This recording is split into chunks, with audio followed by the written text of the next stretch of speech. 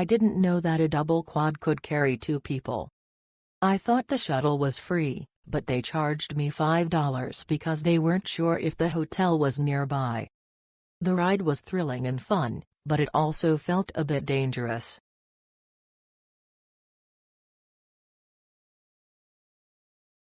After being picked up from your accommodation, you will receive an introduction to the program from a professional guide.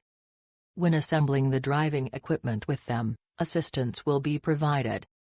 Enjoy the scenery as you travel this incredible journey across the sea, hills, and mountains.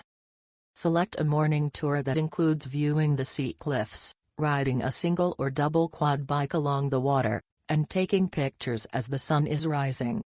Make reservations for the afternoon or sunset tour option, which comes with single or double quads, if you're searching for an adventure later in the day.